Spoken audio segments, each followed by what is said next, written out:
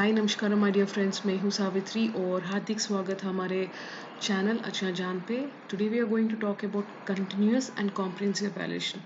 2 videos में पूरा concept cover कर देंगे, वेरी इंपॉर्टेंट है। आज जो कंटिन्यूअस एंड कॉम्प्रिहेंसिव ये जो कॉन्सेप्ट जो कुछ हम देखने वाले हैं, this is a very important concept है। हर एग्ज़ाम में इसके ऊपर तो फर्स्ट श्योर एक क्वेश्चन आ जाता है।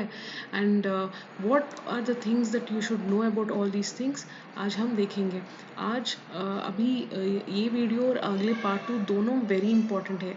इस वीडियो में we will be talking about the need क्या है, ऑब्जेक्टिव्स क्या है सीसी पैटर्न का, और फॉर्मेटिव असेसमेंट समेटिव असेसमेंट क्या होता है according to the CCA pattern.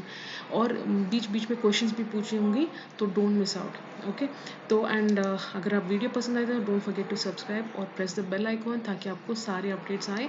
And this is my book which I paint CDP, ज़रूर परचेज़ कीजिएगा, the links are given below. हाँ, तो आइए शुरू करते हैं with the national policy of education. इनके ऊपर भी एक क्वेश्चन आ जाता है जनरली, NCF NPE कॉन्सेप्ट्स के ऊपर। So you should very well know that ये जो नेशनल पॉलिसी ऑफ एजुकेशन है 1986 का, they introduce CCE in schools. किसने इंट्रोड्यूस किया CCE पैटर्न को in schools? The national policy of education. It's an important point, exam में already ये आ चुका है आपके सीटेट एग्जाम में। Okay, end of examination for the qualitative. क्यों है ये policy? Why are we having CCE in schools? ये इनिशिएटिव क्यों डाला गया है? Because we want to improve the quality education, the education system.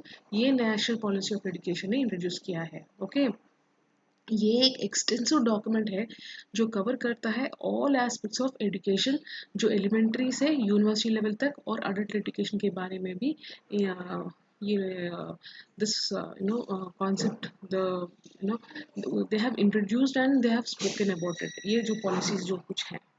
Okay, तो concept of continuous and comprehensive evaluation जब कहते हैं, it refers to a particular process of evaluation which is school based and aims at an all round development. तो बच्चों का continuous evaluation, बात तो अभी तक आपको we are very well known about the word evaluation, अभी उसके लिए मुझे कोई बोलने की ज़रूरत। That mean end of the day बच्चे क्या कर रहे हैं, कैसे कर रहे हैं, वी आर ट्राइंग टू वो कैसे कर रहे हैं, is it continuous, is it comprehensive, वो देखेंगे आप। विच इज़ ये जो है कंटिन्यूस एवेल्यूएशन, ये एक प्रोसेस ऑफ एवेल्यूएशन है जो स्कूल बेस्ड है। ओके, और it aims at all round development of the student. सिर्फ उसके पढ़ाई स्कोलास्टिक एस्पेक्ट्स ने, नॉन स्कोलास्टिक एस्पेक्ट्स को भी मन में रखते हुए this concept has come into picture. और यहाँ क्या होता है, ये कंटिन्यूस टेस्टिंग होती है बच्चों का, को करिकुलर एक्टिविटीज़ हो और करिकुलर एक्टिविटीज़ जो भी हैं। तो एग्जाम में आपको जैसे क्वेश्चंस पूछे जाते हैं ऐसे क्वेश्चंस पूछे जाते हैं। अगर CC stands for continuous and क्या होगा आंसर? यस, आंसर आपका 3 होगा, कंटिन्यूस एंड कॉम्प्रिहेंसिव इवैल्यूएशन।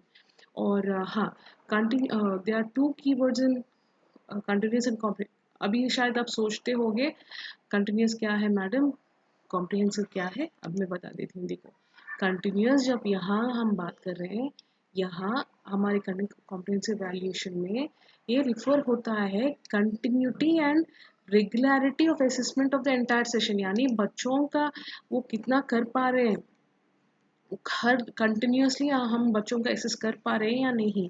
करना है असेसमेंट एंटायर सेशन का, चाहे वो क्लास टेस्ट का हो, यूनिट टेस्ट का हो, टर्मिनल टेस्ट का हो, जो भी फॉर्मेटिव हो, सबमेटिव हो, सब आते हैं इसमें। और टेस्ट के साथ ही साथ बच्चों को अगर कुछ प्रॉब्लम है वो भी डायग्नोस करना, उनका हार्ड स्पॉट्स क्या है लर्नर्स का, बच्चों का वो भी देखना, उनको कुछ रेमेडियल टीचिंग की ज़रूरत है वो भी देना, ये सब आते हैं। That is why we call it is continuous comprehensive में ये सब आ जाते हैं। बच्चों फीडबैक लेना, टीचर्स का सेल्फ एवेल्यूएशन करना, ये सब पार्ट ऑफ इट। तो कॉम्प्रिहेंसिव क्या है? जब हम कॉम्प्रिहेंसिव बात कर रहे हैं, it refers to the area of assessment which include both scholastic and co scholastic. Continuous वाले कंटिन्यूस कॉम्प्रिहेंसिव एवेल्यूएशन है ना, तो स्कोलास्टिक पढ़ाई, something related to the subject, something not related to the subjects and other aspects, जो बच्चों का overall development का वो भी मन में रखते हुए। तो स्कोलास्टिक एस्पेक्ट्स क्या होते हैं? सब्जेक्ट स्पेसिफिक एरियाज होते हैं। को स्कोलास्टिक एस्पेक्ट्स या नॉन स्कोलास्टिक अगर हम बोल रहे हैं तो वो क्या होगा, लाइफ स्किल्स हो, को करिकुलर एक्टिविटीज हो, एटीट्यूड्स, वैल्यूज, ये सब उसमें आ जाते हैं, राइट।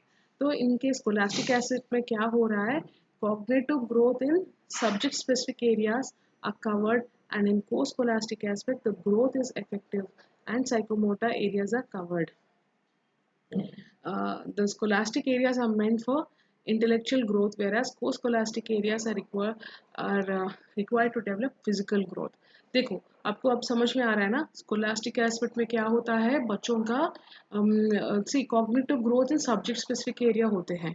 को स्कोलास्टिक वो क्या होता है, बच्चों का इफेक्टिव एंड साइको, यानी वो फिजिकल एस्पेक्ट जो भी बच्चों का है एंड इफेक्टिव इमोशनल, ये भी मन में रखते हुए लेते हैं। ओके, सो इंटेलेक्चुअल ग्रोथ भी बच्चों का देखते हैं यहाँ पे, पूरे के पूरे उनका पर्सनालिटी, पर्सनल क्वालिटीज़ हैं, इंटरेस्ट है, सब इसमें आ जाते हैं। तो evaluation tools and techniques use for these two areas बहुत अलग होते हैं, दोनों का एक जैसा एवेल्यूएशन नहीं होते ना, मार्क्स नहीं होते, यू नो को स्कोलास्टिक एरियाज पे हम सीधा मार्क्स टेस्ट, डायरेक्ट टेस्ट, ये सब नहीं होते, right. Through observation and some similar techniques use करते हैं, वैसे उसके साथ होता है। तो let's see one more question.